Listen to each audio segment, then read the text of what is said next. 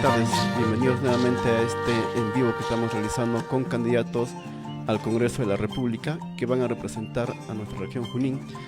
Como sabemos, son los candidatos bastante numerosos en esta ocasión y ahí radica la importancia de saber quiénes son y conocer algunos rostros nuevos, otros no tan nuevos, pero la idea es que podamos llegar con una mejor información al mes de abril para saber cómo votar y por quiénes votar. En esta ocasión estamos con un candidato que va con el número 4 por Juntos por el Perú. Me estoy refiriendo a Osman Ildefonso Muñoz, quien está en este momento con nosotros. Osman, ¿cómo estás? Buenas tardes, bienvenidos a este espacio. Percy, muy buenas tardes. Un saludo a cada uno pues de los seguidores, a cada uno de los que nos puedan escuchar, oír el día de hoy, y también agradecer porque nos permite a nosotros dar a conocer, dilucidar ciertas circunstancias, no solo desde el ámbito político, ideológico, sino sobre todo lo que la población quiere, que son las propuestas legislativas, el rol del legislador y saber si es que los candidatos que pasan también por esta cabina están preparados o no para asumir esta función tan importante. Conocerlos, ¿no? Y que ustedes también se expongan y sepan, la gente sepa quiénes son los candidatos. Son más de 200 por Junín que están compitiendo en esta ocasión. Sí, correcto, efectivamente. Estamos ante una de las experiencias en la historia de la República bastante singular, ¿no? Una cantidad de partidos, una condición de candidatos, pero que sin embargo pues hace también merecer una nueva forma de hacer campaña política. Una de esas es este tipo de espacios de comunicación, ya no lo ordinario, digamos que las campañas que antes uno podía ver, ¿no? Claro, pero digamos hemos llegado a esta situación de una elección complicada porque en el Congreso no se ha hecho la reforma política que se había planteado, ¿no? Por ejemplo, una elección previa, las PASO que se llamó, ¿no? Por eso hemos llegado a esta situación tan complicada, y además porque estamos ahora ingresando a un Congreso bicameral con la incorporación del Senado.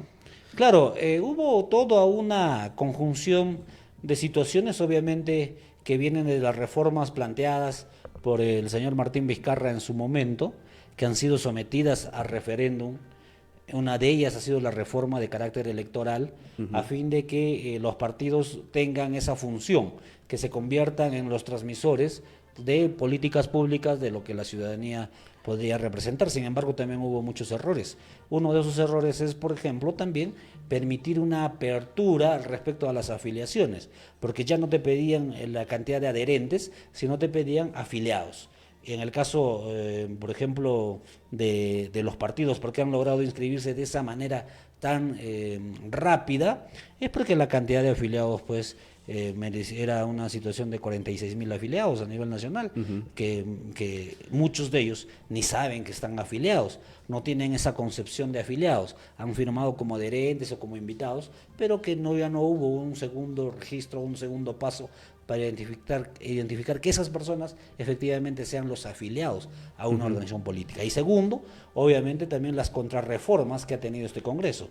Y una de esas contrarreformas es justamente poner las cuotas respectivas a la participación de la militancia, que ya no sean los dirigentes, que no sean la clase política que dirige un partido, que es dueño de un partido, quienes decidan respecto de sus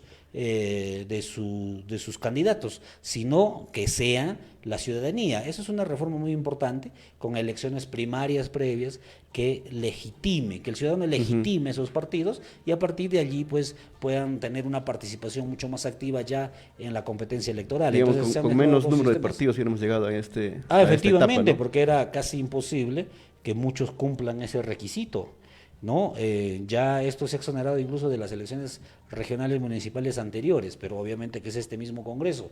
¿Por qué? Porque evidentemente llegaban pocos partidos o te obligaba de alguna manera a hacer alianzas o fusiones que permita justamente identificar a una clase política con propuestas claras y con una orientación real. Lo que tenemos ahora es un menú bastante variado, pero sin embargo pues estamos ante una bastante condición variado, que hay que participar, ¿no? Variado y abundante, diría.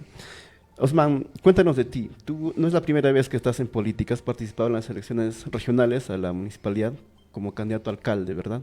Sí, correcto. Yo, bueno, personalmente primero me presento, yo soy Osman Ildefonso, soy abogado de profesión, especialista en gestión pública, en gobierno, soy especialista en contrataciones con el Estado también.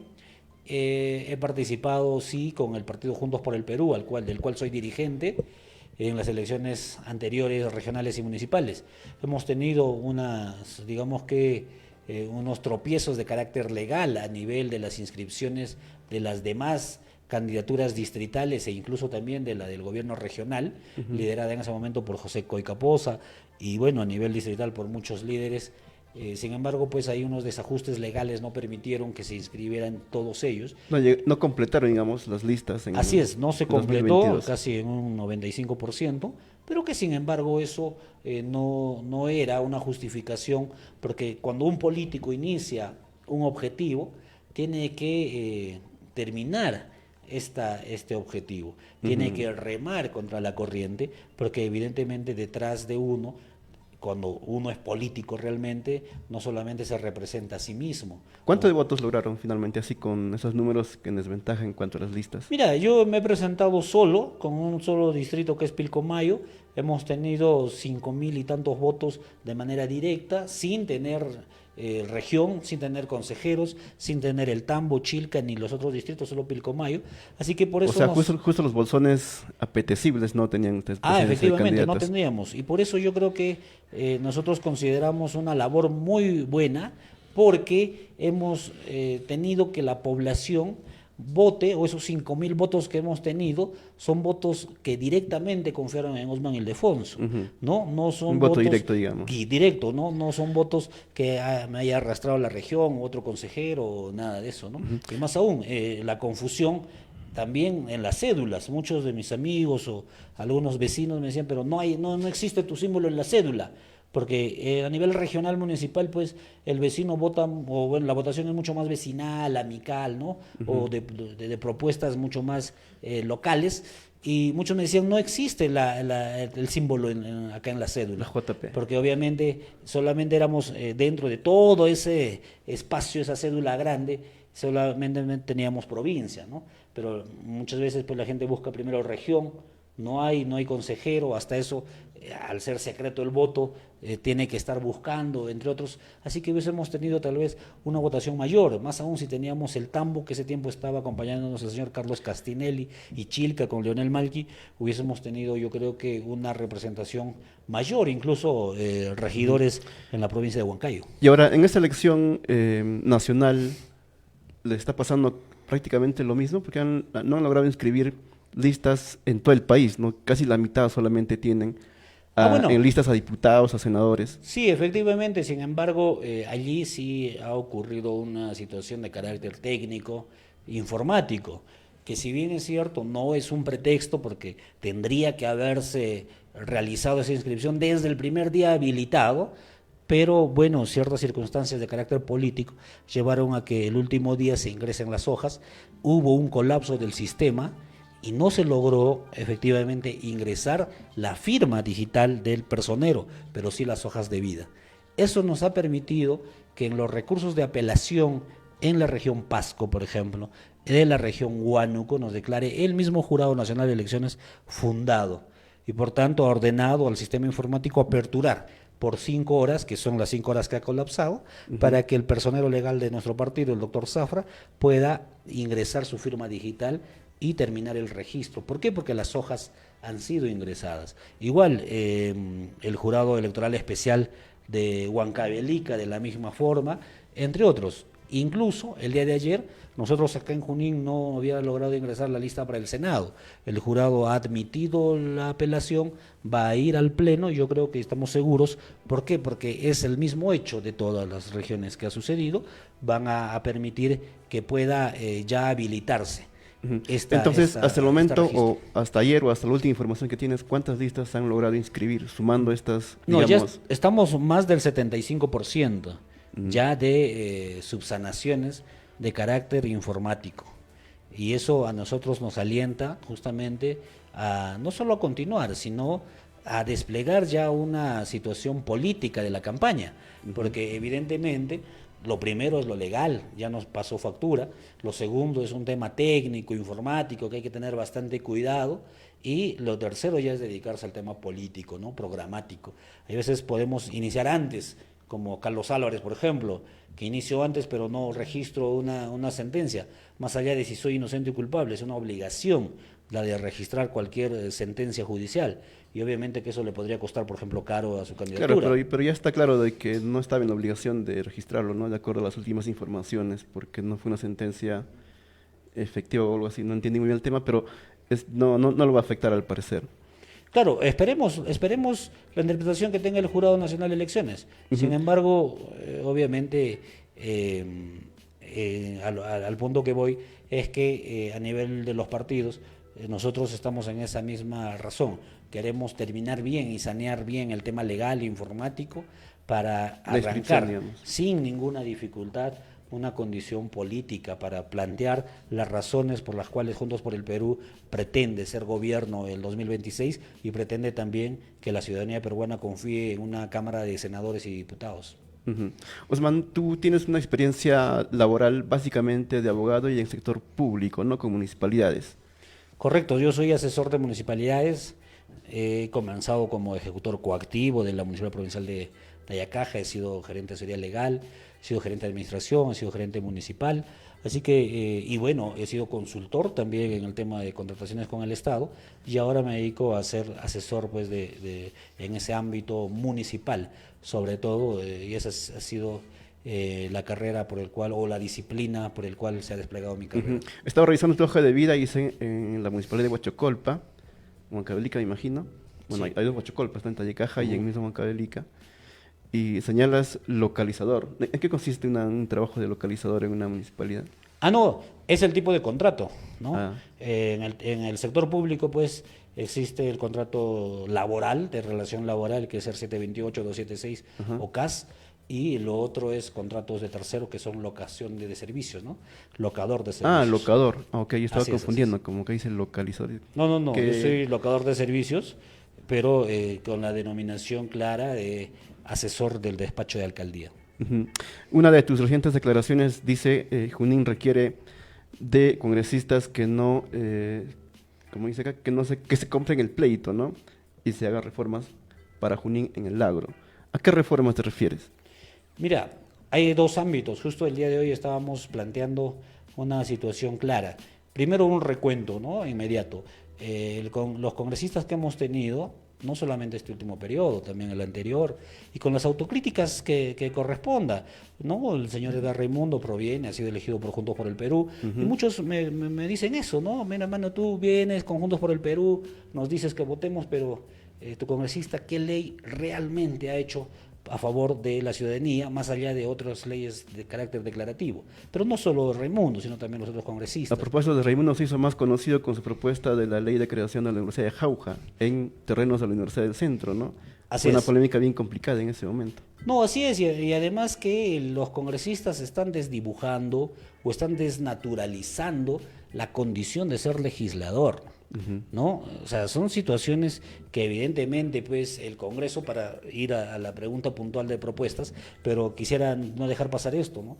El legislador históricamente, que ha nacido desde una fuente del derecho romano, hace leyes para regular las conductas sociales de la población.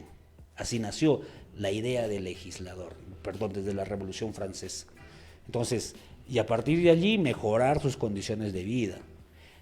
Y le da un carácter no solo legislativo, sino fiscalizador y representativo. Pero los congresistas han aprovechado esa trilogía de poder, o esa tridente de poder, para decir, como yo te represento a ti, y tú quieres una universidad en Jauja, entonces voy a plantear primero una ley de necesidad pública para la Universidad de Jauja. Declarativa.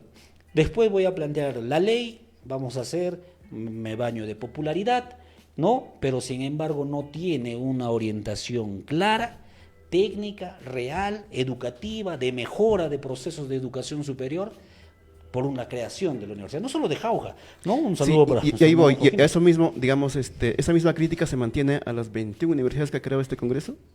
Efectivamente, lo que tendría que verse aquí evaluado de manera correcta y clara es ya el potencializar a partir de las universidades ya existentes y evidentemente distribuir de acuerdo a las necesidades que tiene cada una de esas poblaciones. Por ejemplo, la Universidad Nacional del Centro hace tanto tenía una sede en Junín con una carrera muy importante que era la ingeniería agroindustrial. Sí, pero la cerraron. Efectivamente, ¿no? Entonces, la cierran en vez de potenciarla. Mm. En Satipo, igual, Hay sucede una para sede ahí. temas agrarios, ¿no? Pero se crea ahí otra universidad, la Juan Santos Atahualpa, que efectivamente ahora va funcionando, pero lo que has creado es mucha más burocracia, mucha más necesidad de implementar facultades, laboratorios, pero que no tienen la sostenibilidad económica presupuestal. La Además estás que, haciendo de además que ahí pocos. llevan como 15 años en comisión Así es. organizadora y no logran Y peor aún, implementar y las comisiones organizadoras efectivamente no tienen pues esa capacidad que tiene un rector, vicerrector, porque dependen netamente del Ministerio de Ujú. Educación. Exactamente. Por tanto, aquí más bien es un cambio de favores. Ni bien se crea una universidad, y yo lo digo de manera clara, ni bien se crea una universidad, y las universidades que ha ido creando este Congreso, evidentemente vamos a tener a muchas personas ligadas a esos congresistas intentando ser comisión organizadora en los siguientes años. Ujú. En ese sentido, digamos, el abanderado de la creación de las universidades ha sido Waldemar Cerrón, ¿no? De Perú Libre. ¿Qué le dirías a él? Porque él es, digamos, se le ve todos sus lives, sus TikToks que hace promoviendo la creación de las universidades. Claro, lo primero habría que preguntarse a nivel educativo, a nivel de la Universidad Nacional del Centro, donde Waldemar ha sido catedrático, si los alumnos que han llevado cursos con él lo recuerdan con agrado académico. Y yo estoy seguro que más del 70% no, porque no es un académico, nunca ha destacado por una labor académica en la universidad. Pero tiene el grado de doctor. Y es que esta condición que también te puso SUNEDU para que todos los docentes universitarios tengan grado de magíster o de doctor, ha también diversificado demasiado. Porque uno puede ver muchos grados, con todo respeto, hay muchos profesionales evidentemente que sí merecen, que tienen, yo los conozco en la Facultad de Economía en la cual he llevado mi maestría y he estudiado también algunos semestres en la facultad, muchos profesionales, no solamente de una orientación progresista, ¿no? Incluso de una defensa neoliberal como el doctor Sánchez Marín, por ejemplo, ¿no? Es un referente académico, pero si vemos a Waldemar u otros, yo no creo que tengan esa misma condición académica y sin embargo, teniendo ese tipo de trabas, aprovechar, porque para mí es un aprovechamiento la necesidad de que el joven, efectivamente, marginado de la educación superior, tenga la necesidad de tener una universidad en su localidad, aprovechar esa condición para plantear una ley sin realmente analizar si va a tener una sostenibilidad presupuestal, académica y sobre todo de infraestructura. Y también de docentes, ¿no? Claro. Hay un análisis de que no hay suficiente número de docentes para ir a enseñar a estas universidades. Efectivamente, entonces es toda una situación que se ha generado a partir de aprovechar ese tipo de condiciones cuando tendrían que haberse potenciado las universidades ya existentes, salvo en algunas, pero que no pertenecen a este régimen. Por ejemplo, yo conozco la Universidad de Tayacaja, donde he trabajado, bueno, en ese ámbito geográfico, pero la UNAT, que tiene problemas hasta ahora, sí era una necesidad histórica. ¿Por qué? Porque desplazarse de Tayacaja hasta Huancavelica generaba pues más de 8 horas, ¿no? Entonces, obviamente, que era una población marginada del estudio superior. Pero aquí, en la región Junín, lo que se tendría que haber integrado de manera mucho más articulada es un tema vial que justamente permita al joven que salga de su zona rural estudiar a nivel superior en su localidad, pero ya en universidades existentes en las que digamos que profundizar o desarrollar más rápido en la implementación de laboratorios, infraestructura, docentes, ya no va a ser una larga espera como dijiste hace un momento, la Juan Santos Atahualpa, la Universidad de Tarma, tienen esa misma condición y lamentablemente no están generando un valor agregado a la educación superior. Para no salirnos del tema, entonces, digamos, si tú fueras beneficiado con los votos y llegas al Parlamento, ¿habría alguna agenda legislativa para mejorar esta calidad educativa? Para, digamos, no sé, hacer una contrarreforma de la contrarreforma que ha malogrado la SUNEDU, por ejemplo. Por supuesto, lo primero que tiene que hacerse es revisar en los hechos hacia dónde está avanzando o el objetivo institucional que tienen las universidades ya creadas. Juan Santos Atahualpa, Tarma, entre ellas. Y con las nuevas, ¿qué hay que hacer? Y por eso, a partir de allí, se genera el índice o se genera la prospección de qué es lo que va a pasar con las nuevas. Porque si nosotros vemos que una universidad como la Juan Santos hace 15 años o la de Tarma no está generando un valor real a la educación superior, entonces no significa cerrarlas, significa repotenciarlas, revisar la creación de estas nuevas universidades a fin de identificar claramente si requiere que sea una sede solo porque se tendría que llamar como el nombre de tu localidad, o potenciamos a la universidad matriz, que es la Universidad Nacional del Centro del Perú, para que en cada una de las provincias de la región Junín, en este caso, puedan tener las facultades ya establecidas de acuerdo a las necesidades, a la realidad económica que tiene la determinada provincia. Entonces vamos a tener en la selva, vamos a retomar para que las universidades ya existentes implementen, porque ahí ya no hay pues que vamos a elegir una nueva comisión organizadora, no, ya existe una estructura en la Universidad Nacional del Centro y por tanto tiene que desplegar para que allí se potencie la educación superior y genere el valor económico que necesitan estos pueblos, genere realmente investigación de carácter universitario. En Selva Central se ha creado la Universidad de Pangoa, ¿no? Una nueva universidad. Así es, allí. la Universidad de Pangoa. Entonces, no significa que las universidades se tienen que crear por crear. Significa que las sedes tienen que funcionar. Y si nosotros llegando le tendríamos que poner un plazo a las autoridades universitarias, a las autoridades del Ministerio de Educación y decirle, de aquí a un año, ¿cuál es el producto que vas a entregar? ¿Vas a tener ya una comisión? ¿Vas a ingresar al campo ya del dictado de clases? ¿Vas a tener infraestructura? Y si a un año no está completo, ya se tiene que repensar y reforzar. No quitarles la educación superior, repito, sino reforzarlas a partir de la universidad matriz. Y si no se justifica, habría que cerrarlas. No, tendría que justificar. No, la justificación social existe. La justificación humana está. Porque hay muchos jóvenes que no tienen para pagar una academia como se puede ver aquí en la ciudad, que también allí lo que tiene que atacarse a nivel universitario es este grado de proliferación de las academias, que es el nexo entre el colegio y la universidad y cuyo negocio realmente se tiene que romper. Y una de ellas es creando las universidades, sí, dándole la educación al servicio al pueblo, sí, de acuerdo a lo que dice la Constitución, pero lo que está fallando es la herramienta de crear algo, pero crearlo mal hecho, mal realizado, ¿no? Sin saber si va a funcionar o no. Ante esa necesidad pública, social, ante esa realidad de los campesinos que requieren tecnología para poder mejorar su producto, de los hermanos del campo que requieren riego para poder mejorar una calidad de acuerdo a su producción, necesitamos obviamente que funcione la academia, que funcione la universidad. Y la universidad tiene que estar, pues, los hijos del pueblo para que conduzcan esas realidades. Potenciémoslos a partir de la universidad existente. Si es que estas nuevas no tienen en un plazo determinado un producto realmente que sirva, sobre todo, al pueblo y no a los intereses de burócratas que están esperando desde arriba, cual aves de rapiña, a ver qué comisión organizadora voy a ir a agarrar. ¿Qué comisión organizadora? ¿Qué administrador voy a poner? ¿Qué gerente o director de infraestructura voy a poner?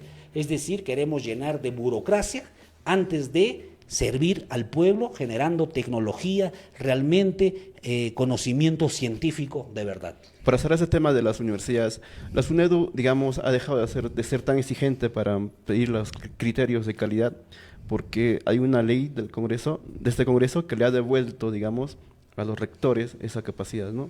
¿Habría que hacer algo ahí a nivel legislativo? Ah, sí, correctamente.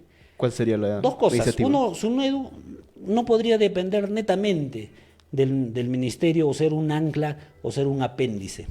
Tendría que conformarse de una manera mucho más amplia, donde participen los sectores de la academia, es decir, lo que antes era la Asamblea Nacional de Rectores, pero con su representación, para que los alumnos y estudiantes también tengan representación dentro de una entidad superior, y los trabajadores administrativos también.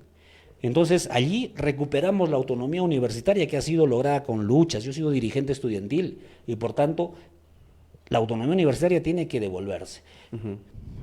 Docentes, alumnos, administrativos. Pero se tiene que guiar con los nuevos principios que tiene la sociedad. ¿Y cuál es? Es el control. Porque la autonomía universitaria como tal también ha fallado. Hemos visto cómo se han generado actos de corrupción, de favorecimiento. Entonces, condiciones como esa no. Tenemos que reformarla, por supuesto, pero no tenemos que hacer tampoco una brecha de que el Congreso de la República diga, SUNEDU ha sido capturado por los caviares y por tanto la reformamos, la destruimos para nosotros seguir haciendo dentro de nuestra sede universitaria lo que querramos. Eso tampoco. Tenemos que crear una entidad arriba que esté representada, reitero, por docentes, alumnos y administrativos, con una visión mucho más global, mucho más científica y que obviamente tenga la supervisión del Estado, en la que tendría que participar el Ministerio de Economía de manera clara, precisa y puntual, porque de allí van a ser los recursos. Todo tipo de recursos tiene que nacer a partir del producto. Si tú me produces, yo te entrego recursos. Si no lo haces, lamentablemente no puede ser equiparado para todos las mismas condiciones cuando no todos generan bienestar a la sociedad. He estado revisando quiénes conforman las listas al Senado, a la Cámara de Diputados de Juntos por el Perú, y he visto que hay 4 congresistas que buscan reelegirse, ¿no? Está Silvana Robles, Jaime Quito, Margot Palacios, Elías Varas, Pasión Dávila, ex perulibristas. También he visto familiares del expresidente Castillo, su hermano, ¿no? José Castillo Terrones, el padre de Antauro Humala, Isaac Humala, y 2 exministros del gobierno de Castillo. Entonces yo me preguntaba, ¿JP es castillista, es perulibrista o es etnocacerista? ¿Cómo se ubica? No, JP es un partido de izquierda democrática y dentro de esa condición política, de ideario político, nosotros vemos por afianzar un partido de todas las sangres y enfrentar un enemigo común. El enemigo común para nosotros es la derecha mercantilista, que está enquistada ahora en el Congreso de la República y que tiene como pulpo controlado el Tribunal Constitucional, la Junta Nacional de Justicia, el Ministerio Público con Tomás Gálvez. El Poder Judicial todavía está soportando y está queriendo dar resistencia, la Defensoría del Pueblo. Entonces, a ese grupo de poder se le tiene que enfrentar con unidad. Y por eso que el partido ha llamado a la unidad, no necesariamente de los partidos políticos, sino de los liderazgos sociales, culturales y obviamente humanos. Y dentro de esos liderazgos es innegable que se encuentra el profesor Pedro Castillo Terrones. Su principal aliado, digamos. Nosotros, es un aliado natural del pueblo. No es partido. Nosotros no, es un aliado natural del pueblo.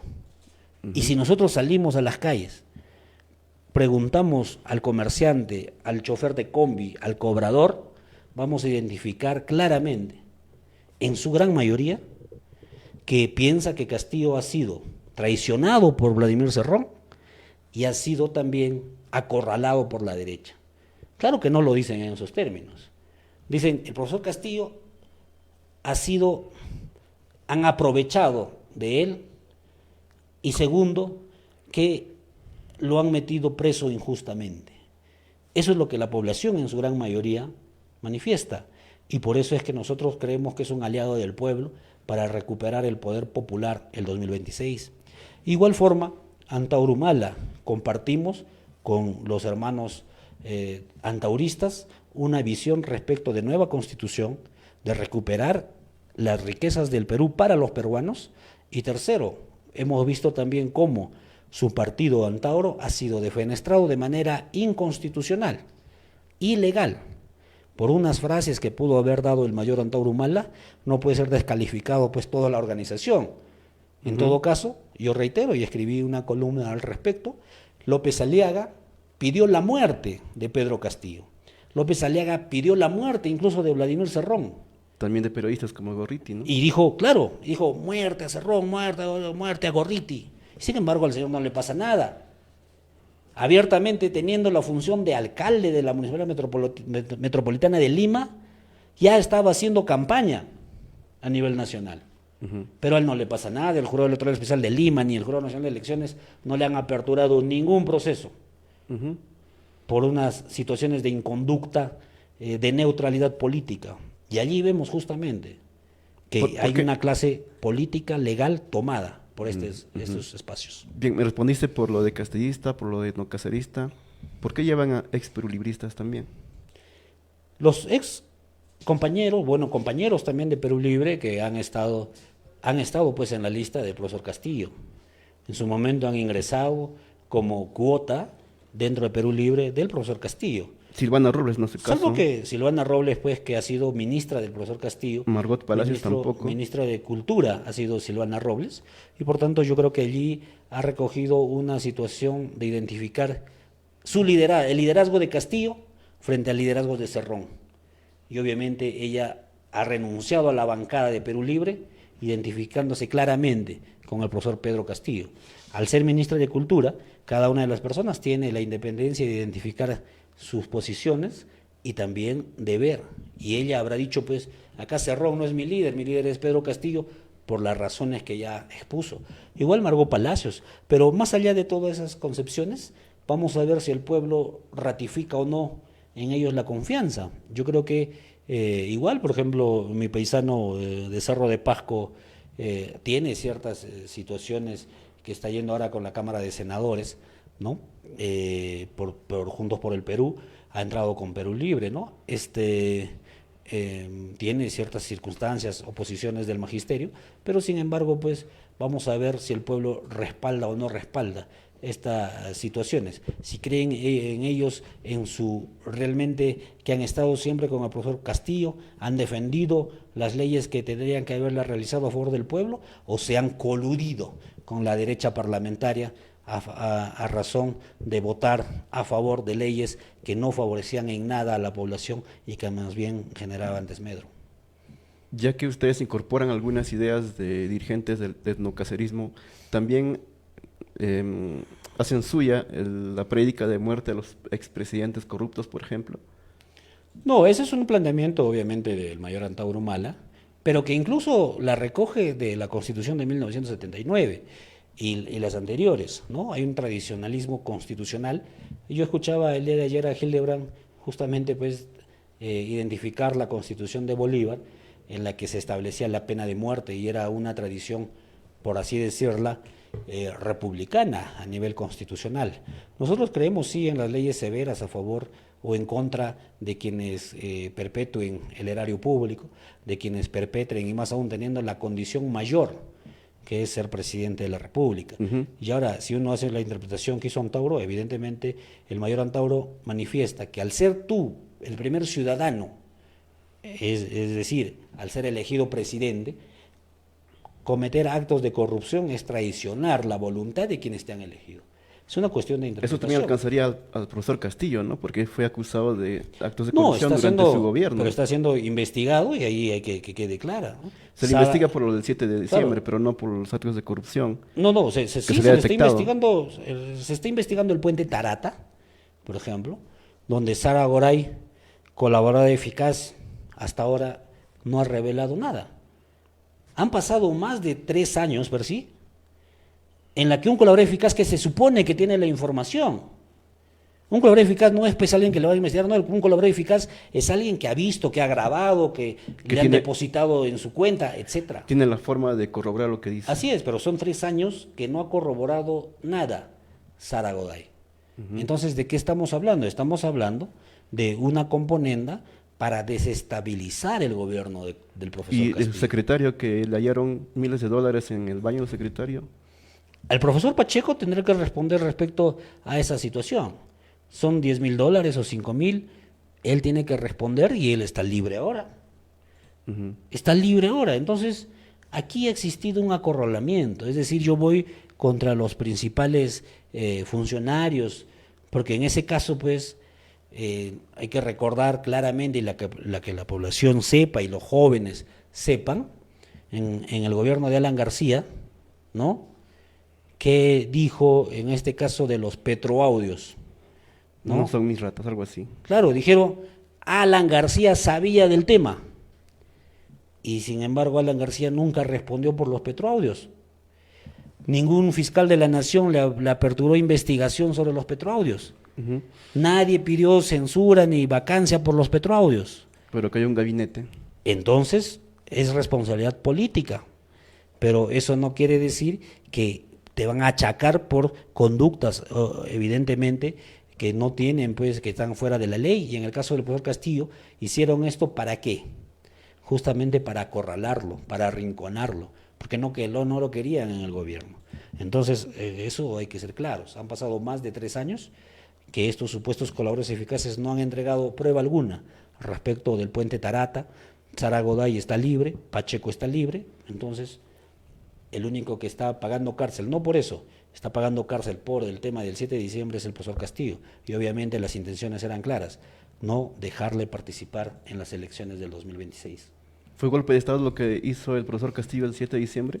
No puede considerarse golpe de Estado, porque aquí a nivel constitucional y a través del Código Penal las cosas están claras. Para que haya golpe de Estado, la tradición constitucional exige un levantamiento armado. Lo que ocurrió... Lo que pasa es que nadie le hizo caso. Claro, pero... Aunque sí hay órdenes que él intentó dar, ¿no? No, la única orden que supuestamente dice la Sala Suprema es que le pidió el teléfono del ministro del Interior para comunicarse con el encargado de la Policía Nacional y decirle que a los manifestantes no los repriman. Y la Sala dice, eso ha hecho para que los manifestantes puedan ingresar hacia el Congreso, es decir, está suponiendo, y el derecho penal no se supone, en el derecho penal se prueban las cosas. Y obviamente nosotros confiamos que Pedro Castillo va a ser revocado en su sentencia. Y como ya los plazos electorales vencieron, ya no va a poder inscribirse. Obviamente ya pasó todos los plazos. Porque el objetivo principal era sentenciar a Pedro Castillo, inhabilitarlo porque el requisito dice que solo se requiere la sentencia de primera instancia para que no puedas postular. Y va a ser revocado, yo estoy seguro, y eso ya pasó, la derecha ya manejó así los juicios. Yo recuerdo a Gregorio Santos, por ejemplo, encarcelado siendo candidato a la presidencia, para la segunda vuelta lo liberaron. Así es. Osman, durante el gobierno de Castillo hubo un paro, el único paro fuerte que su gobierno enfrentó fue aquí en Huancayo. Fue la protesta del paro agrario. Se hizo una mesa de diálogo, propuestas y además compromisos que el gobierno incumplió, ¿no? Recuerdo que se habían comprometido a importar una gran cantidad de fertilizantes para abaratar los costos que estaban acá después de la pandemia. ¿Cómo respondes a esos incumplimientos del gobierno de Castillo? Cuando vino acá directamente y hicieron una mesa de diálogo con los agricultores y finalmente no se cumplieron. Mira, yo te confieso, en ese momento, incluso en ese paro, nosotros, y yo personalmente, y con un grupo de compañeros, incluso de Juntos por el Perú, hemos estado también en las luchas detrás de la condición programática que tenía esta movilización. Porque comenzó con los transportistas, se sumó el agro. Fue al revés, comenzó el agro, se sumaron los transportistas. Y efectivamente, ¿no? Pues luego ya se hizo ciudadano. Aprovecharon muchas fuerzas políticas oscuras para golpear al presidente Castillo, para generar saqueos. Y obviamente, y tú te podrás dar cuenta que la policía no reaccionó. Y cómo la policía, antes de ir al punto de los acuerdos, no reacciona, no tienen inteligencia para identificar que va a existir saqueo en Plaza Vea, en un centro comercial, uno de los más céntricos de Huancayo, que va a haber saqueo allá en Chilca, en Metro de Chilca. Todos hechos, digamos, que efectivamente salieron en las manos. Pero yo Pero pienso, yo pienso el tema que, era, yo pienso y que yo- la policía sí actúa, ¿no? Porque hay varios heridos y hay muertos también de esa protesta. no no actuó a esos saqueos, actuó contra el pueblo que se estaba movilizando, no actuó contra los saqueos. Y uno puede ver que justamente allí, yo puedo sospechar que la cuestión venía de adentro, de no permitir que el profesor Castillo sea el gobernante, y yo lo digo abiertamente por su condición de cholo, como nosotros, por su condición rural, no permitieron, y los altos mandos se hicieron la vista gorda para generar mayor caos que justamente permita ver un gobierno inestable. Eso es lo que sucedió. O sea, desde ese Y por eso es que los acuerdos... desde ese momento ya, digamos, quienes estaban bajo su mando, porque él es jefe supremo y también del ejército y de la policía, no le hicieron caso para Los altos, contener la... evidentemente, porque la única facultad pues que tiene el presidente, que es la de nombrar a su ministro de Estado en la cartera de Defensa y del Interior, y de designar al comandante general de la policía, y a partir de allí ascender a quienes tengan ese mérito.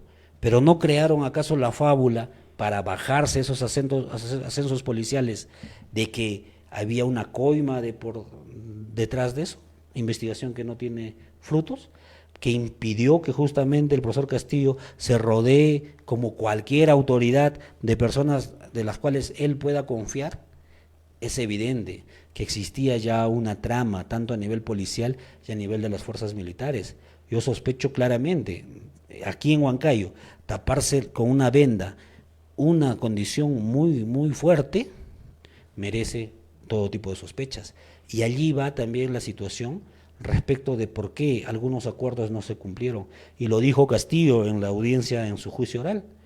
Yo quería realizar estas reformas, el Congreso nunca aperturó, nunca siquiera fueron a las comisiones a debatir Ujú. el abaratamiento del guano a favor de los De campesinos. la URIA sobre todo, ¿no? De la URIA. Entonces, por eso es que nosotros, Percy, seguimos creando y creemos que aquí es una situación de clases. Hay una clase dominante que no quiere perder el poder y que se ha aliado con algunos traidores del pueblo, y hay una clase, ¿Quiénes son esos traidores del pueblo? obviamente Perú Libre, Ujú. ¿En qué se manifiesta esa y han traición? hecho en favorecimientos de leyes que permitan a estos grandes grupos gozar de la impunidad. Solamente me refiero a dos. No criminalizar a los partidos políticos que usen fondos sin sustento. O sea, que el Congreso diga, tu partido político puedes utilizar los fondos de ABC, pero no importa su origen, porque tú como partido político no puedes ser sancionado. ¿Te refieres a digamos, a la exclusión de los partidos como Así es, responsables exclusión de de los criminal, partidos como parte de la organización criminal. Cuando la teoría de la organización criminal dice que para que exista organización tiene que existir un aparato de poder. Y el aparato de poder es pues el partido político. ¿no? Podría darse. Podría darse. Entonces, pero con esta ley simplemente dice no. Un partido se crea para gobernar, no para criminalizar. Yo igual puedo crear una empresa para crecer económicamente, pero la utilizo para lavar activos. O sea, no quiere decir que por mi fuente de creación ya me impide cometer algún delito. Ujú. A partir de quienes dirijan el partido, a partir de que en una empresa se infiltre un gerente que quiera recepcionar dineros sucios o calientes, ¿no? Entonces, obviamente. ¿Y la otra ley que favorece estas cosas cuál es? Y la otra ley, por ejemplo, estamos hablando respecto de sacar o de aprobar, o sea, que se apruebe una ley para simular el caso de los cócteles, claramente, ¿no? Para decir, el financiamiento no era delito, el financiamiento no era el financiamiento ilícito o el no registrado no era delito, y como recién le estamos creando, a partir de hoy sí es delito. Pero como el caso de cócteles fue anterior, entonces el caso cócteles no puede ser delito porque no tenía legislación penal específica. Claro, por eso se cayó a nivel judicial, no necesariamente por una ley del Congreso, ¿no? No, es que el Congreso creó una ley para justificarla. Es decir, yo creo una ley y digo, están sancionados quienes no declaren penalmente, están sancionados penalmente quienes no declaren las fuentes de sus campañas. Pero, ¿por qué? Para decirle al primer caso por el cual a Keiko Sofía Fujimori se le entregó más de 3 millones de dólares de manera irregular, que este hecho no era delito, porque recién se está creando la norma. Claro, si no me equivoco, es a partir del 2014 recién que existe la figura del financiamiento ilegal Claro, entonces, como delito, ¿no? Entonces, estamos hablando de toda una tropelía que, obviamente, cuando se le escuchaba a los ciudadanos, ex compañeros o compañeros de Perú Libre, mencionar pues en sus propuestas, eran acabar con este tipo de situaciones, o sea, hacer leyes que favorezcan al pueblo y no a los grupos de poder. Segundo, acabar con la inmunidad parlamentaria, que le ha hecho mucho daño a la institucionalidad del Congreso de la República. Y uno de ellos, uno de los beneficiados, es justamente el actual presidente Yeri, a quien por inmunidad parlamentaria han retenido el caso de investigación de violación hasta un momento en la que han tenido pues que archivarla, ¿no? Pero un congresista tiene que comportarse como cualquier ciudadano, y eso significa que no necesitaría levantar el fuero parlamentario para iniciar alguna investigación de delitos que no estén relacionados a su función congresal. Osman, hablemos ahora de tus principales propuestas en la agenda legislativa que pretendes llevar al Parlamento. Sí. Están ligadas a los temas que hemos conversado, el tema de SUNEDU, el debilitamiento de la SUNEDU, el debilitamiento de estas de figuras para luchar contra el crimen.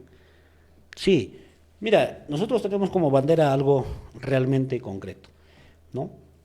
Uno, yo he sido dirigente en esos tiempos contra el gobierno de Ollanta Humala respecto a la ley Pulpín, que significaba abaratar el costo de mano de producción del joven.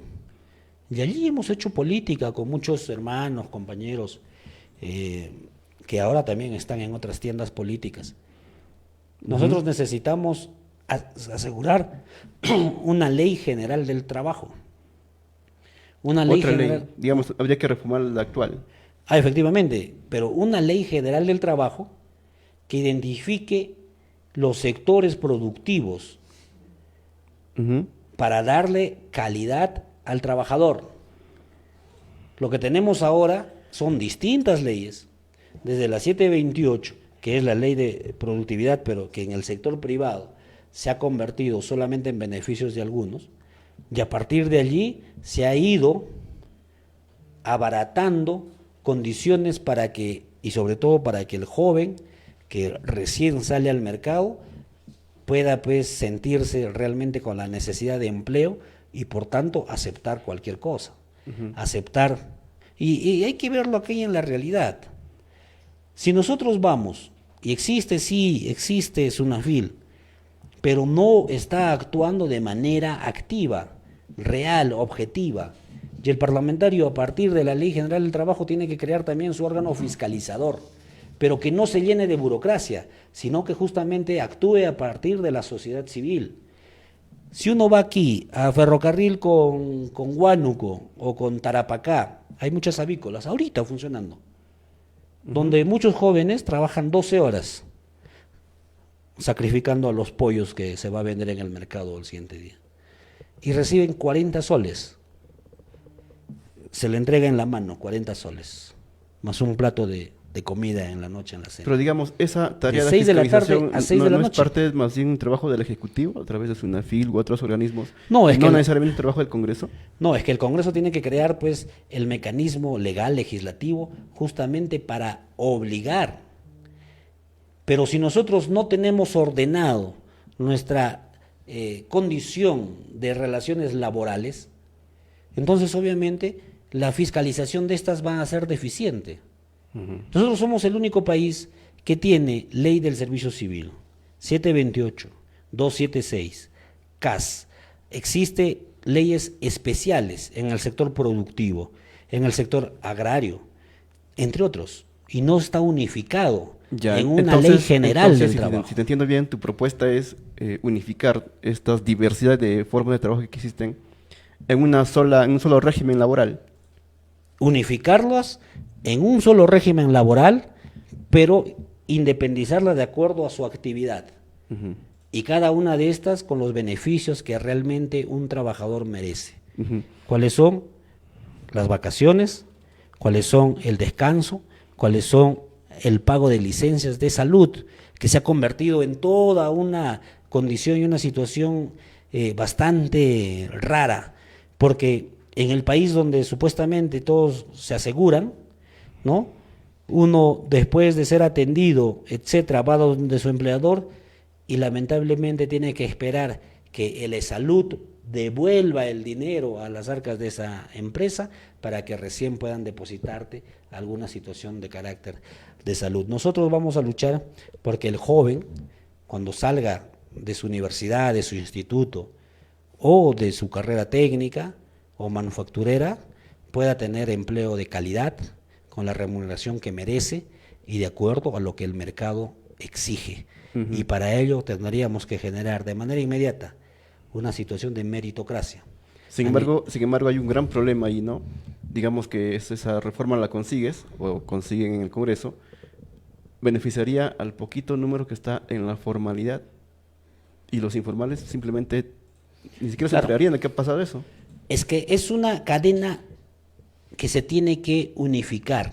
Es decir, la cadena productiva, la cadena económica, justamente tiene a la empresa, Estado y trabajador. Ujú, Esa es la cadena por la cual se mueve la economía. La empresa, evidentemente, tiene ahora, como dices, una crisis, que es la informalidad, porque muchas de ellas, en su gran mayoría, son informales. ¿Pero por qué son informales? Porque cuando tú creas una empresa, lo primero que tienes que hacer es enfrentarte a un monstruo, que es la SUNAT. mm, Entonces tienes que abaratar el costo de tu mano de obra, que es la que le va a dar producción a lo que tú quieres, abaratarla. Porque tu mano de obra, ese joven, no te va a exigir porque necesita el empleo. En cambio, SUNAT te va a abrir un proceso coactivo, te va a embargar alguna cuenta que tengas y te va a perseguir. ujú. Así fracciones. Entonces tengo que cumplir con este monstruo que es SUNAT y tengo que dejar de lado a la mano que realmente, y como decía, y esto aquí viene ya el sentido ideológico, Ujú. como decía Marx, a la mano principal de la economía, que es el trabajo, el trabajador, la mano intelectual, manufacturera, etcétera. Entonces, la reforma tiene que partir por justamente también identificar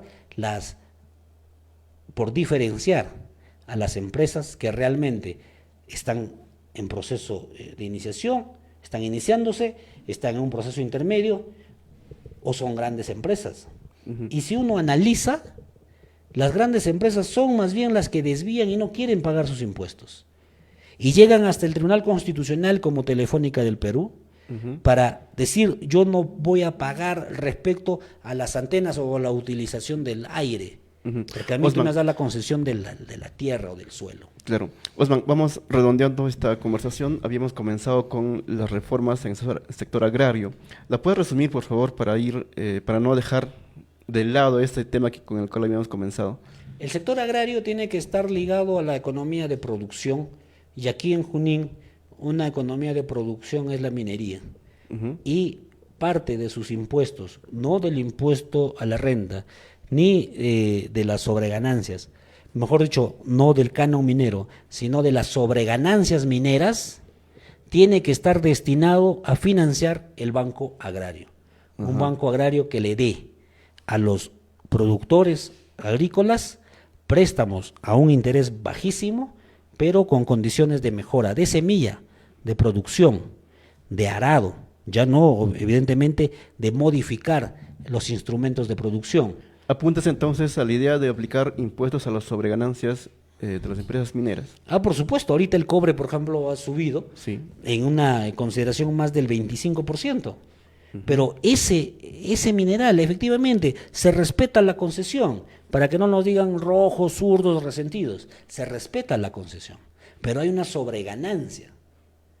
Y esa sobreganancia de un producto que pertenece a todos los peruanos tiene que ir destinado a quienes se encuentran desfavorecidos con la economía local. Y en la economía local, el desfavorecido ahorita es el hermano del campo. Ollanta intentó hacer eso, o prometió, mejor dicho, en campaña hacer eso, y en el gobierno no logró hacer nada de eso. No, evidentemente porque fue capturado pues por la hoja de ruta. Nosotros tenemos que tener allí una conciencia bien clara, y la conciencia clara es, nosotros tenemos que estar con las propuestas que le van a dar soluciones al pueblo, que le van a dar mejor educación, mejor salud, pero estas están ligadas a que genere mayor producción de su actividad. Y el Valle del Mantaro y la Selva Central están ligadas directamente a la producción de carácter agropecuario, agrícola. Y por tanto tenemos que mejorar allí. Pero ¿de dónde tiene que provenir? Tiene que provenir de la sobreganancia, que en el mismo territorio produce otro factor económico que es la minería. Y la minería, aquí en Chinalco y otras, generan sobreganancia, y esas sobreganancias tienen que ser distribuidas al pueblo peruano a través de préstamos directos al campesino para que pueda sostener una producción mayor y de calidad y genere competitividad a nivel del mercado. Sí, la buena rocha de la minería en este momento también está generando problemas, ¿no?, de inseguridad tremendas. Lo vemos en Patás, en el norte, y acá parece que está cuajando un conflicto en la zona este de Huancayo, ¿no?, con las mineras que están en el Reinfo. ¿Qué harías en ese punto para ir cerrando este diálogo, por favor? Sí, la minería artesanal no genera delincuencia. Nosotros somos claros en eso. Lo que genera delincuencia es una competencia desmedida por la compra de esa producción. Otra cosa es la minería ya ilegal, otra cosa es que exista cierto grupo de mineros ingresando a propiedad o a concesiones pequeñas, medianas de mineros, pero la minería artesanal no genera delincuencia.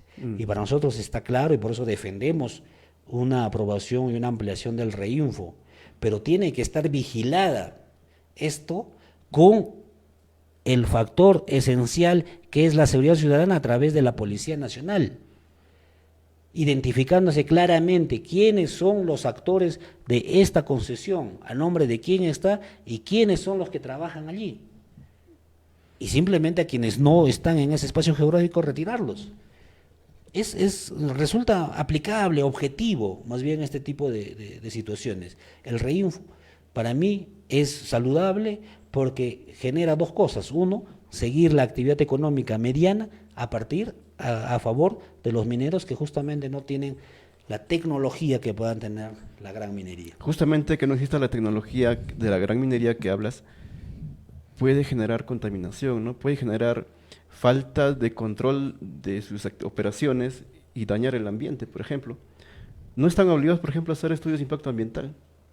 No están obligados a pedir licencia social, como sí lo hacen otras mineras, ¿no?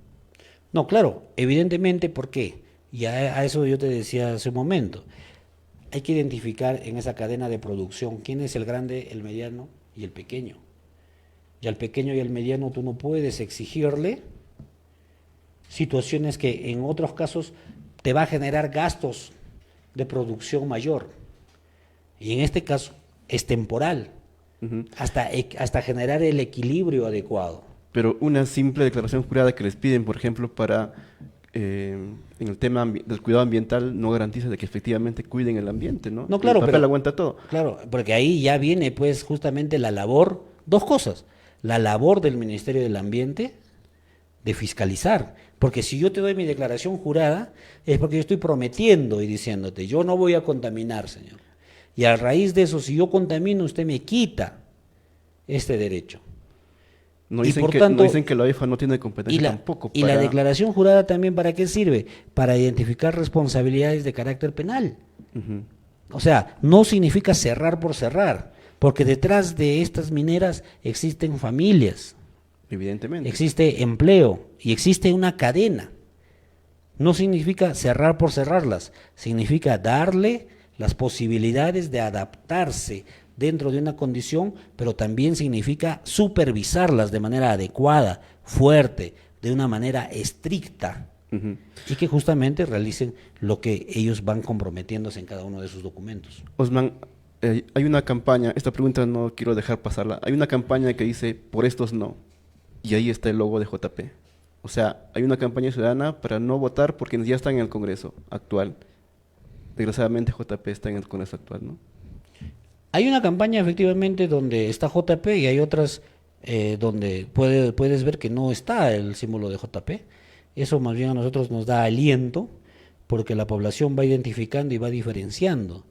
Evidentemente asumimos errores, autocríticas, pero no hemos desligado nunca a nivel congresal, a partir del congresista Roberto Sánchez, que ahora es el candidato a la presidencia, una situación de deslealtad frente al profesor Pedro Castillo, de deslealtad frente a las propuestas dadas en el plan de gobierno y de deslealtad frente a los sectores que han reclamado un espacio para poder tener iniciativas legislativas, llámense las enfermeras, llámense justamente los mineros artesanales y llámense los jóvenes.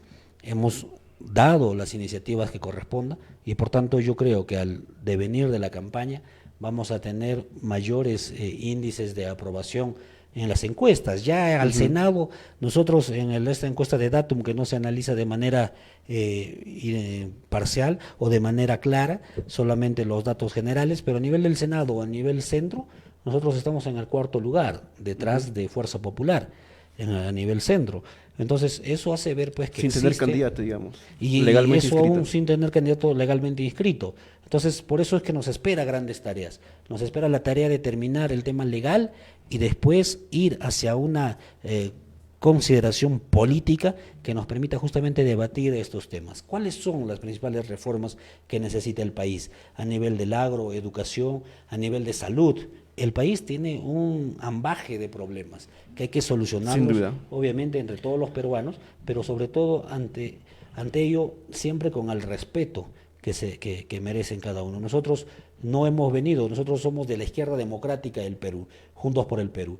No hemos venido a atacar como lo hace la derecha y que libremente lo permite la prensa limeña de decir ignorantes, burros, asnos, cholos, entre otros calificativos que recibimos en cada momento. Por tanto, nosotros vamos a debatir con quien tengamos que debatir, los representantes de la R, los representantes del queiquismo o los representantes de otros partidos que se denominan de derecha, pero que no saben cuáles son realmente los indicadores de derecha, económicos, sociológicos, culturales, le estamos prestos a debatir con ellos y a demostrarles que nosotros también tenemos un programa de gobierno, tenemos un equipo de gobierno y que estamos preparados justamente para afrontar este reto en el terreno legislativo. Última pregunta de esta conversación. ¿Cómo estás financiando tu campaña? Son recursos evidentemente míos, he declarado lo que tengo que declarar ante el Jurado Nacional de Elecciones y los aportes que van a venir de algunos compañeros, pero evidentemente pues que ahora la campaña se realiza ya de una manera creativa. Nosotros no hemos invadido de pintas en toda la carretera central, ni de paneles.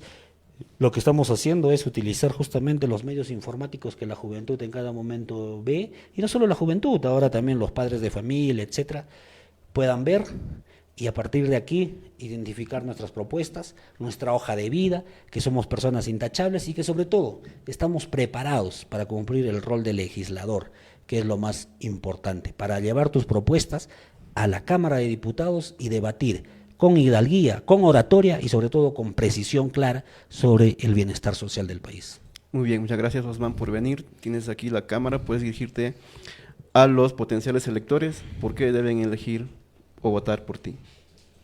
Efectivamente, aprovecho este espacio para llamar a que confíen en Osman Ildefonso, va con Juntos por el Perú con el número 4. Soy una persona que está preparada para legislar, para hacer leyes que favorezcan a tu comunidad, a tu sociedad, a tu universidad. A ti, joven, madre, profesional, hermano campesino y comerciante, como he sido yo, vamos a entrar al Congreso a llevar tu palabra, a debatirle a la derecha, de tú a tú, de pecho a pecho. No nos vamos a intimidar con ninguna situación. Confía en nosotros, somos JP Osman Ildefonso, el número 4. Gracias. Muy bien, entonces muchas gracias y también con ustedes nos vemos en una siguiente emisión. Hasta entonces. Gracias. Gracias Osman.